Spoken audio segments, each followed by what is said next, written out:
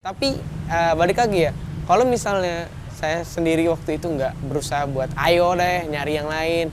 Kalau dia mulu kan kita nggak bakal ada, orang nggak interest juga sama kita gitu. Kalau kita memaksakan di situ, kalau misalnya hati kita udah nggak merasa, udah nggak cocok nih, udah nggak bisa nih, ya udah jangan dipaksa.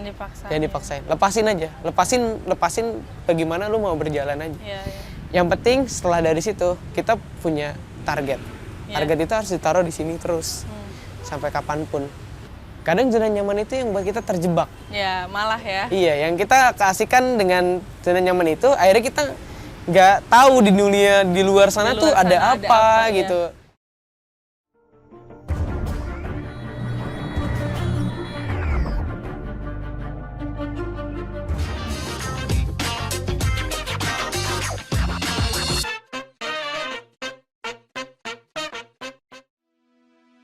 Assalamualaikum warahmatullahi wabarakatuh, teman-teman semua. Halo, apa kabar? Kembali lagi di channel seputar bonus demografi.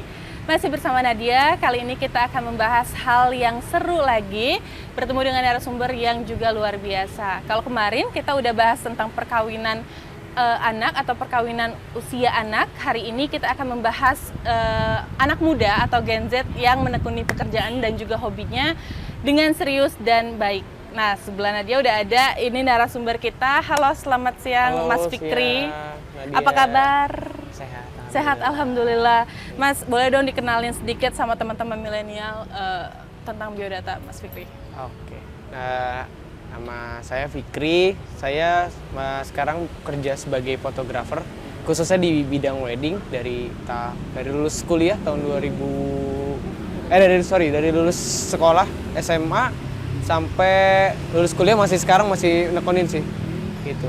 Jadi dari sekolah sampai sekarang udah lulus kuliah masih nekunin bidang di fotografi wedding gitu ya. Iya. Ini gimana ceritanya bisa menekuni hobi? Awalnya mungkin hobi atau memang awalnya karena senang foto-foto. Awalnya pakai handphone aja biasa, terus akhirnya di sekolah karena kebetulan jurusannya broadcasting, diajarin pakai kamera, akhirnya lama-lama belajar cara operasiin kamera, terus lama-lama dikenalin sama orang, dikenalin A, B, C, D, sampai ketemu sama satu orang yang benar-benar dia main di wedding. Tadinya tuh cuma diajakin sebagai asisten, karena penasaran yang gede, masa nggak bisa sih gitu kan main foto kayak gitu, masa nggak bisa, karena kan dasar-dasarnya udah ngerti nih, tinggal gimana sih caranya dia nge-treat sebagai fotografer pernikahan gitu kan. Akhirnya belajar lah, iseng-iseng ngoprek kamera, kalau lagi senggang ngoprek, kalau lagi senggang di acara wedding kan asisten tuh, ya udah boleh ngambil kamera Mas, gantian deh coba nyobain gitu, ngambil nanti ada penilaian, lama-lama tuh terbiasa akhirnya diajak sebagai fotografer. Dan emang nggak cepat gitu. Lumayan lama, sekitar 2 tahun lah diajak jadi asisten, ya bawain lampu atau apa. Sebenarnya nggak di wedding doang, cuman untuk sekarang lebih sering di wedding. Gitu. Berarti kan berawal dari udah belajar basicnya, punya hobi di situ, suka sama hal tersebut, sampai akhirnya coba terus tekuni, dan sampai sekarang gitu sampai sudah lulus kuliah masih menekuni hal yang sama. Nah, coba dong diceritain gitu ke teman-teman milenial yang mungkin juga kan istilahnya untuk sekarang kita nggak mudah gitu untuk menemukan apa yang kita suka. Kalaupun kita tahu apa yang kita suka, tapi mungkin ruangnya belum banyak, ruangnya masih sedikit. Itu boleh dong diceritain Mas gimana awalnya dan untuk menembus tembok tersebut gitu. Kayak penasaran yang tinggi dan lain-lainnya. Awalnya sih karena ikut teman juga ya. Jadi teman tuh memang cari tahu sana sini tentang masalah fotografi. Jadi ikutlah dia ke komunitas, ikut ke sini. Terus sekarang kan sebenarnya zaman lebih dimudahkan ya. Ada Instagram, ada Twitter, ada banyak lah media-media sosial lain yang bisa digunain buat nyari tahu kita tuh pengennya tuh seperti apa gitu. Interestnya kemana gitu. Termasuk di bidang fotografi tuh sekarang lebih dimudahkan dibandingkan sebelum-sebelumnya yang di era belum ada media sosial. Kita untuk cari tahu pengen jadi fotografer apa, pengen motoin apa tuh susah banget. Tapi kalau sekarang tuh udah gampang banget. Dan gini, misalnya kita punya idola orang Indonesia, beberapa kan banyak ya, di nggak usah Indonesia, kita ngomongin di lingkup kita aja, misalnya di Bogor nih, pasti kan ada lah 1-2 orang yang terkenal di Bogor, mungkin bisa tanya-tanya, berani aja buat DM, nggak usah takut salah, karena orang biasanya kalau misalnya bener-bener mau belajar, mereka pasti open kok buat, ayo gitu mau belajar apa gitu, mari diajarin kayak gitu. Malah sekarang lebih gampang sih sebenarnya untuk nyari tahu itu. Kita tinggal nyari tahu lagi, aku suka foto misalnya, pengen fotonya apa? Foto kan banyak tuh jenisnya, mau foto model, foto binatang apa dan lain-lain. Ya itu kan nanti dicari tahu aja, kita lihat cari di Instagram komunitas apa, coba ditanya di situ, masuk ke situ, ngobrol-ngobrol. Itulah cari waktu awal-awal nyari link tuh kayak gitu. Akhirnya kan lama-lama kita kesortir sendiri, kita arahnya mau kemana nih, semua udah dimasukin nih ke sini, foto ini ikut, ke ini ikut, akhirnya mengkerucut sampai akhirnya saya sukanya di fotografer pernikahan gitu. Oke. Jadi makin ini aja sih, makin sering sih buat cari tahu di Instagram, karena banyak banget dan emang rata-rata ya yang saya udah jalanin, fotografer tuh nggak ada yang pelit sama ilmu. Rata-rata kalau apalagi sama anak muda ya, pasti yang mereka semangat, ayo gitu, mau belajar ayo gitu. Gitu sih. Jadi memang modal awal sebenarnya adalah berani aja keberanian gitu ya. Keberanian aja. Apalagi sekarang era digital, banyak banget platform yang udah bisa digunain untuk cari tahu, untuk istilahnya cari-cari link gitu ya. Iya. Nah, setelah oke deh, gue di sini gitu. Udah yakin banget untuk di sini. Apa langkah yang pertama kali Mas Fikri lakuin? Waktu itu sih sempat karena kebetulan pengen cari tahu gimana sih kalau misalnya rasanya masuk ke dalam bener-bener vendor tuh. Karena kan waktu itu cuman asisten tuh. Terus akhir naik fotografer, tapi yang masih belum sesering itu moto kan. Akhirnya kebetulan kenal dari salah satu teman, satu orang ini lagi nyari mau gak magang gitu di sini. Akhirnya sebenarnya waktu itu jarak waktu magang waktu di kampus itu masih jauh sebenarnya. Cuma karena bener-bener ini ada kesempatan nih. Ya udah dicoba buat sebenarnya awalnya nawarin kan. Oke bang, mau magang di sini gini-gini. Alasannya apa? Alasannya mau belajar, mau tahu, pengen lebih jelas kayak gimana sih fotografer pernikahan. Terus akhirnya lama-lama dianya ngerasa, oh nih anak mau belajar banget nih.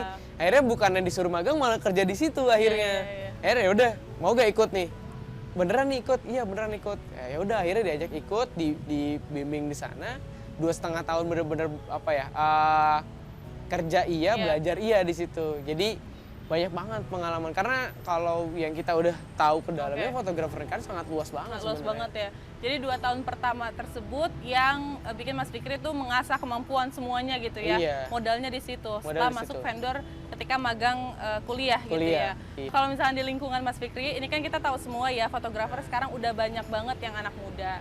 Jadi kalau misalkan dulu ya mungkin usianya ya yang berapa tahun gitu, tapi sekarang anak-anak muda, anak sekolah udah baru lulus itu udah bisa gitu jadi fotografer wedding dan segala macam. Ini di lingkungan Mas Fikri sendiri ketemu nggak hambatan-hambatan pada saat itu gitu ya, pada awal-awal lulus sekolah ketika mulai untuk mengekspresikan hobi tersebut, hobi Mas Fikri? Kalau hambatan pasti ada ya. Karena gini, karena bisa dibilang saya tuh orang paling belakangan yang diantara teman-teman yang lain yang mereka udah terjun langsung tuh buat ke event kayak gitu-gitu, ngambil foto-foto model. Karena kebetulan saya sendiri nggak punya alat waktu itu, jadi memaksimalkan yang ada aja. Jadi termasuk hambatannya gitu. Tapi balik lagi ya, kalau misalnya saya sendiri waktu itu nggak berusaha buat ayo deh nyari yang lain. Kalau dia mulu kan kita nggak bakal ada orang nggak interest juga sama kita gitu kan, nggak mana nih gitu, diem aja. Akhirnya dari situ nyoba ya udah mau dong asistenin gitu, mau dong ini dong, mau dong. Akhirnya kan dari situ orang ngelihat nih anak mau nih mau dijejelin apa juga dia masih ayo gitu, nggak ada kata-kata yang mau deh males gitu ya. Iya, walaupun di saat itu kalau kita ngomongin saat itu ya namanya mau belajar ya, kalau kita ngomongin masalah duit nggak ada sama sekali ya. Ya karena emang mau aja di situ nyoba, karena ya yang gue punya saat itu ya itu gitu. Yang aku punya saat itu ya cuman kemampuan, keinginan gitu ya untuk mau tahu dan cari tahu. Udah akhirnya dari situ lama-lama juga apa ya kesortir lagi tuh yang apa namanya yang benar-benar mau, yang benar-benar ini kan ada lagi. Akhirnya kan masing-masing orang tuh punya jalannya ya. Ada yang arahnya teman tuh jadi videografer, model, ada yang jadi ke event, corporate dan lain-lain. Jadi udah masing-masing jalannya gitu. Hambatannya setelah dari situ ada lagi hambatannya karena sebagai fotografer kan bersaing ya. Kita banyak nih fotografer lain pilihan bersaing gimana caranya dapetin orang mau pakai kita. Ya akhirnya nekunin di situ apa? Cari cara buat apa namanya buat orang tuh percaya sama kita. Satu, maksimalin dari hasil. Yang kedua, emang dari secara komunikasi. Kita komunikasi dalam fotografi itu sangat perlu. Kalau misalnya apalagi fotografer pernikahan, belajar komunikasi itu jauh banget bukan jauh. Jadi kayak banyak banget lah yang harus kita gali gitu. Belajar komunikasi untuk masalah komunikasi di fotografer pernikahan. Karena kita banyak banget gitu yang bakal ketemu A, ketemu B, ketemu C. Dan itu yang buat bertahannya gitu harusnya harus dipertahanin dari situ gitu. Ngomongin soal komunikasi tadi ya, komunikasi di industri fotografer wedding tersebut. Kalau misalkan komunikasi yang dimaksud itu maksudnya adalah dengan sesama partner karena ternyata ini ada kerja tim atau bagaimana tuh Mas? Satu untuk yang pertama sesama partner. Karena kan kita kayak kombinasi hasil gitu loh. Jadi skill apa yang dipunya dia, skill apa yang punya di saya. Jadi kita bareng-bareng nih. Karena kan kita harus punya identitas masing-masing dalam set foto. Kita kan bersaing ya sama yang lain gitu. Walaupun masih satu tim. Termasuk siapa nih yang paling bisa diokehin gitu. Jadi salah satu tim itu bersaing untuk mempertahankan supaya orang lain tuh mau kayak tim kita. Sebenarnya seperti itu gitu di kemudian hari. Dengan yang lain pun sama, kita bersaing secara sehatnya yang kayak ya udah arahnya mau yang mana nih? Kan ada yang fotonya tuh identiknya apa, yang ini identik apa, kita punya apa, kayak gitu. Itu satu komunikasinya. Yang kedua sama klien, karena itu yang bertahan. Karena kalau kita ngomongin komunikasi, yang pasar yang paling kita ngomongin ini jauh nih kalau ke pasar gitu. Secara komunikasi. Jadi misalnya ada Nadia pakai tim kita. Jadi Nadia yang kayak bagus gitu-gitu. Akhirnya kan Nadia yang rekomendasiin ke teman-temannya gitu. Kenyamanan, nyaman pakai tim ini kayak gitu kan. Dari secara komunikasi. Yang ketiga adalah ketika di hari H pernikahan adalah orang tua, saudara-saudara. Itu harus dijaga banget. Komunikasi sama orang tua. Orang tua klien? Iya, orang tua klien. Siapa sih kita gitu. Nah, kita memperkenalkan itu. Men-treat mereka supaya jangan kayak fotografer doang gitu. Kita men-treat mereka supaya mereka kayak wah asik nih, bisa banget dijadiin teman. Karena dari situ kita bakal bertahan. Karena orang tua pun sama. Dari mood ke mood. Kemarin anak saya foto pakai si A kayak gitu. Itu cara masarnya ya, cara itu. Nah, itu hambatan-hambatan yang mungkin nanti bakal terjadi ketika awal-awal mulai karir. Banyak banget yang orang tua nggak suka, yang klien yang ngerasa nggak puas. Karena di awal-awal baru kita nyari tahu siapa sih kita, fotografer apa sih kita. Itu sebenarnya yang mungkin kesulitan banyak banget fotografer di sekarang ini. Karena banyak jenisnya gitu ya. Iya, betul. Mas Fikri, tadi udah tuh tentang komunikasi di fotografer wedding gitu yang ternyata faktor yang paling penting juga gitu, salah satu faktor yang penting gitu. Mas Fikri, boleh dong cerita apa hal yang paling berkesan mungkin pada saat mengerjakan pekerjaannya? Paling seneng tuh momen ya, karena momen di wedding tuh kita nggak pernah tahu yang entah nangis, tiba-tiba nangis, yang entah seneng banget kayak wah hari ini aku gembira banget nih gitu kan. Ada yang benar-benar sedih. Karena kan ya namanya momen pernikahan tuh sakral gitu ya.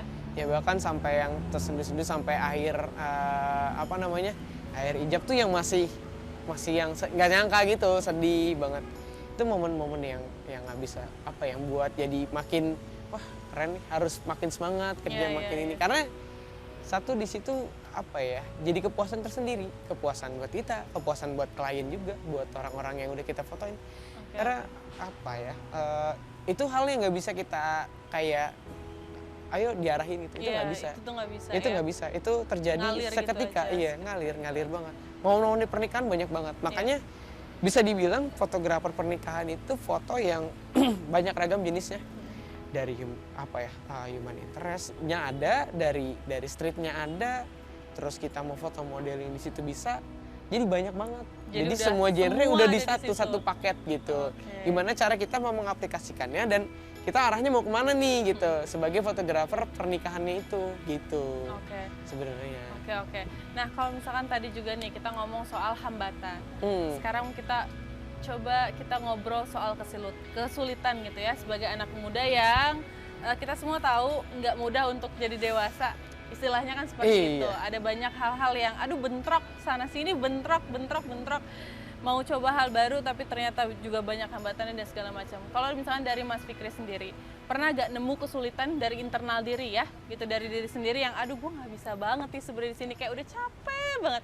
Tapi ternyata akhirnya maju terus lagi sampai ada di titik sekarang. Ada gak tuh Mas? Ada sih, ada banget.